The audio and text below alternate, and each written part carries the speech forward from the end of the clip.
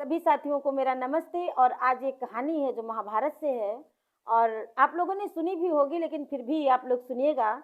कहानी का मतलब आप लास्ट में ही जान पाएंगे क्या है, तो आप लोग सुनिएगा। एक बार भीष्म पितामह बाणों की सैया पर पड़े हुए थे और वो अत्यंत वेदना को झेल रहे थे। बड़ी पीड़ा थी उनके शरीर में, क्योंकि उनके शरीर में जगह जगह से बाण ही छेदे हुए थे, खून निकल रहा था और उनको बहुत से लोग देखने आ रहे थे। उसी समय उनको देखने कृष्ण भगवान भी गए। तो भीष्म पितामह ने हाथ जोड़ करके कृष्ण से कहा कि हे प्रभु, ये बताइए, मैंने आज तक कोई पाप नहीं किया है, ये किस पापों का फल मुझे मिला है? इतने कष्ट मुझको क्यों झेलने पड़ रहे हैं? इतनी पीड़ा मुझको क्यों मिल रही है कि मेरे शरीर में जगह जगह पर बाण छिदे, जगह जगह से रक्त निकल रहा है? ऐसा कौन सा पाप किया है, आप बताइए। तो कृष्ण ने कहा, पितामह, आप तो खुद ज्ञानी हैं, बहुत सालों की बात, अगले अगले जन्म की बात आप जान लेते हैं, फिर आप मुझसे क्यों पूछ रहे हैं? आप ही देख लीजिए कि आपको ये जो है फल किस कर्म से मिला है।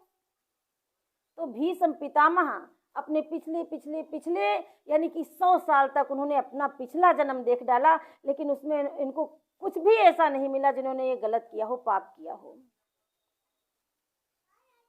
पितामह बोले, कृष्ण भगवान प्रभु, हम 100 साल तक अपना पिछला जन्म देख डाले हैं, लेकिन उसमें कहीं भी पाप नहीं मिला है। अब आप बताइए हम क्या करें? तो कृष्ण भगवान बोले कि थोड़ा और पीछे जाइए,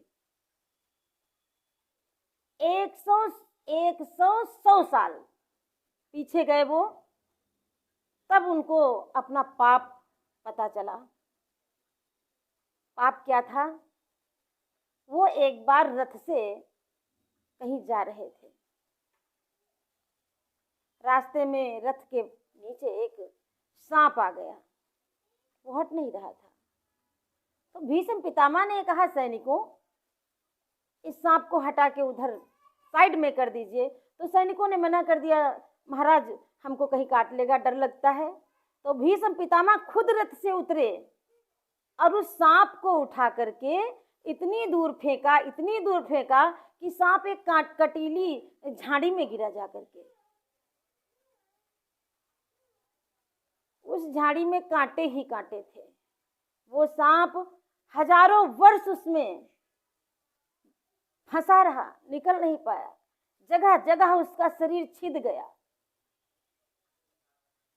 रक्त बहने लगा, उसमें से निकल ही नहीं पाया, उसकी वहीं पर मृत्यु हो गई।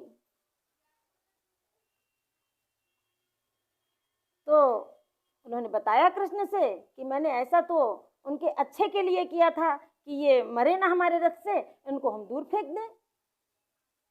तो ये हमने जान के तो नहीं किया, उनकी रक्षा के लिए ही किया था। तो कृष्ण ने कहा कि पाप जान के हो या अनजान के,